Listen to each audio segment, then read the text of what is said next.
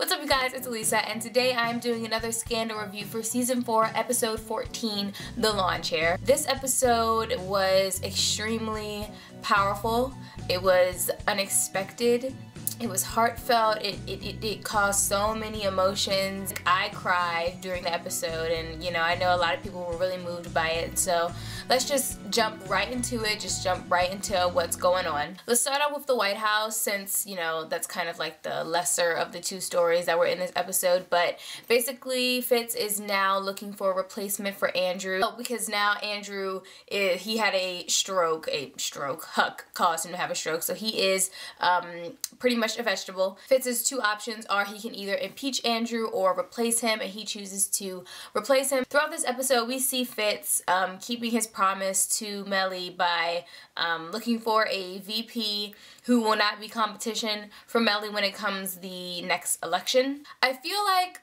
I've been, you know, dogging Fitz for so many seasons about how he doesn't, you know, respect Mellie, and he doesn't, you know, think about what she needs, and now he is doing that, and he is trying to help her, but at the same time I just kind of feel like Mellie is a strong, smart woman. She's a viable candidate. She has credentials. I just don't want her to sell herself short, and I feel like her trying to get an easy way in, even though Fitz did get an easy way in, I don't know, I don't want it to be that she's just handed the presidency and she doesn't deserve it. So I would rather see her go up against an actual competition and win, but at the same time, Fitz is for the first time really helping Mellie and things like that, and so I think their relationship is pretty good right now, so I'm not going to dog it too much. It's absolutely fine. So going straight into what's going on with Olivia, she is at this crime scene where a young boy, his name is Brandon Parker, and he is a young African-American boy. He has been shot in the street by a police officer who happens to be white. Olivia is trying to figure out how to get a handle on the situation. The young boy's father comes out. His name is Clarence Parker, and he has a shotgun, and he's basically saying, you know, his son didn't do anything wrong. He's been wrongfully murdered, and he is looking for justice. We're then introduced to Marcus Walker. He's there to help Clarence. He brings him a chair, and he lets him know, you know, if you leave this spot, not only is he going to end up dead or in jail or whatever the case may be, but justice will not come for Brandon. He convinces Clarence to stay where he is and to, you know, not give up his ground and to stand his ground. We see a dynamic kind of forming between Olivia and Marcus, and this was kind of really hard for me, and it was kind of hard to, like, my brain was like fighting against itself. I think that we're so used to seeing Olivia be on the white hat side, the side of good, the side of just and doing the right thing, that when we see her kind of in a position where she could be wrong, it's kind of like different to watch. I think, especially me, I think I'm so used to Olivia's normally always right, but in this situation it was really a matter of like, is Olivia's judgment call the right one? And it wasn't necessarily that she was on the side of the police officers, but she was trying to neutralize the situation in the you know, the fastest way possible. And I think that, you know, Marcus basically tells her, you know, the situation doesn't need to be diffused. It doesn't need to, you know, be simmered down. That's part of what this is. And so I think Olivia learns in this episode that some things are beyond Olivia Pope, especially this situation. It's beyond fixing. It's beyond Olivia Pope. This issue Olivia Pope can't fix. This is a greater issue, and she does figure that out as the episode progresses. Later in the episode, when Olivia does finally go over to the side of the protesters, she says something to the police officer that I really thought was powerful and can kind of go over to the way things are going today with the whole Ferguson situation and everything like that. She says to him, because the people are standing in a group saying things you don't like doesn't make them a mob, it makes them American. And so she's talking about, she says, you know, there's a dead child on the street in front of their homes and they want answers, and she says that's not unnatural, that's a natural thing. She says, what if it was somebody, a young boy that you knew or a young kid that you knew that was outside of your home dead on the street? Would you want answers? So I think a lot of times people look on TV and they look at different places and they see these protesters. Now, I'm not talking about the ones that are like setting things on fire and different things like that, but I'm talking about real protesters. They see them as, you know, like animals, and they're making this big deal, and they're not letting the police do their job and different things like that. You have to understand that that's a natural reaction, especially when you feel like you're being wronged by the very people that are supposed to be protecting you. Your instinct is to not fight back, but to protest, to demand answers. That is a natural reaction. So I definitely think that that can play over into a real life situation. All of these scenes throughout the entire thing were very powerful. A lot of great monologues were given in this. One of my favorites was when Clarence and Olivia are talking to each other, and Clarence is basically, this is the first time we kind of see how Clarence is as a father and how Brandon was as a son, and I wrote down as much as I could. He says something along the lines of, "I never fell asleep until I heard his key turn the lock. It may sound silly, but I just kept saying, get him to 18. Get him a diploma. Don't let him end up dead or locked up. He was going to be an electrical contractor, and even though he wasn't going to college, I put a University of Maryland sticker on his truck, so if he got pulled over by the cops, they wouldn't think he was just a thug. He had a future. All that, and there he is, dead." And he's saying all this while his son is literally right next to him. This scene, more than any scene, really tugged on the heartstrings of everyone that was watching, because it was a situation, it wasn't a situation of his son was a thug, his son was a drug dealer, his son was a criminal. It wasn't the case of, you know, his father didn't do right by him, he wasn't a good father, he didn't look out for him. It literally was a case of, this was a great kid, had a future, wasn't doing anything wrong, he was a great father, doing everything he could to see his son succeed, and now he's dead for no reason. Like, that's literally the situation that they're in, and it's like, what do you say to a father in that situation? And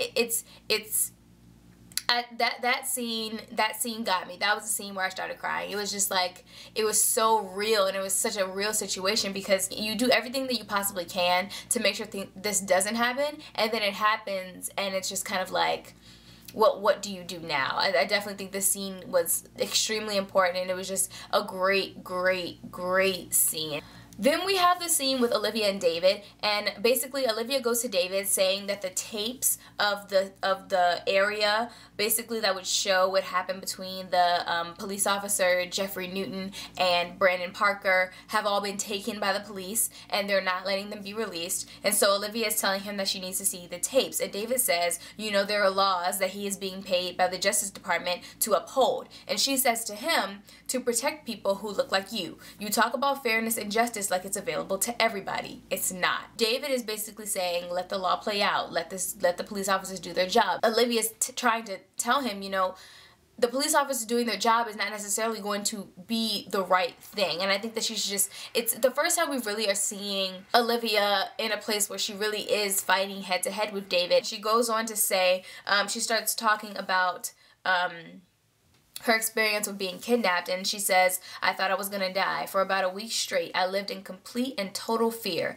Imagine living like that every single day of your life. And I think that that was kind of like a learning moment for him. And I definitely think that this scene with Olivia, with everything that she's gone through, and then with this situation, we just really see a very organic Olivia when she starts to speak. And so I really like this character development. I like seeing this this side of her. The last scene we have, well, the last scene I'm going to talk about, because I'm just kind of like touching on like the biggest scenes, is the scene with police officer Jeffrey Newton, when Olivia confronts him about the whole situation with the knife and planting the knife and different things like that. And he says something that I want to touch on. He says, questioning my authority was not his right.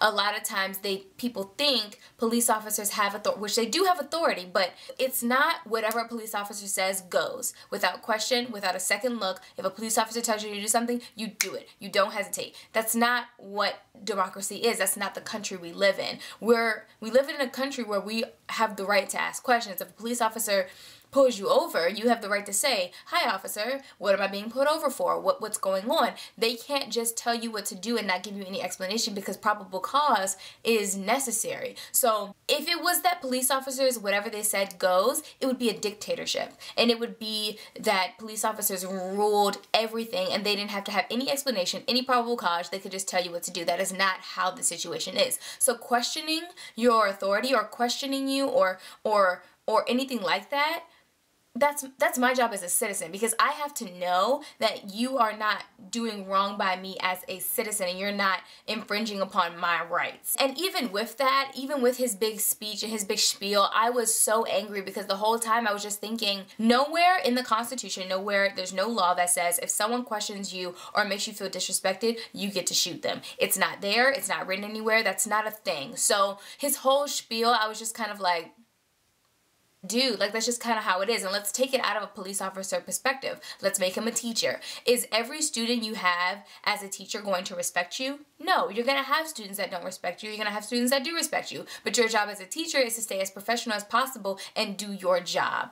If you take that over to being a police officer, is every person you cross paths with going to respect you? Is every single one going to not question you? No, but your job as a police officer is to be as professional as possible and do your job, because that's just how it works. And if you can't deal with people not respecting you, or if you can't deal with people questioning you, you need to be in another field, because it's just not how things work. And I'm not saying disrespecting the police is right. What I'm saying is respect has to be earned, and on top of that, even if I don't respect you, you can't shoot me. That's just how this works. The episode overall just really opened my eyes to so many things. I hope that everybody that watched it really took something from it. I commend Shonda Rhimes and the writers for putting something like this on TV. It took great courage to be able to put something like this on TV with everything that's going on right now in reality. There's so many things going on surrounding this issue, and this really is the elephant in the room. People would rather not talk about it than talk about it because it makes them uncomfortable, and so for them to put something like this on TV is really just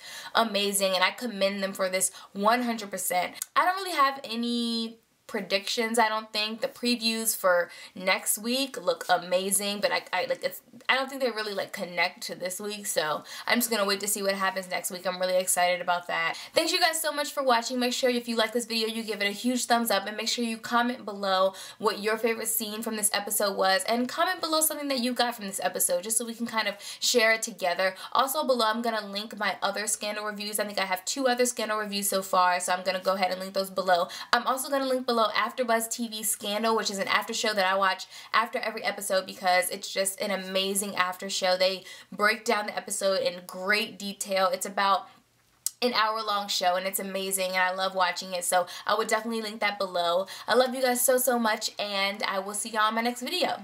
So there's no going back.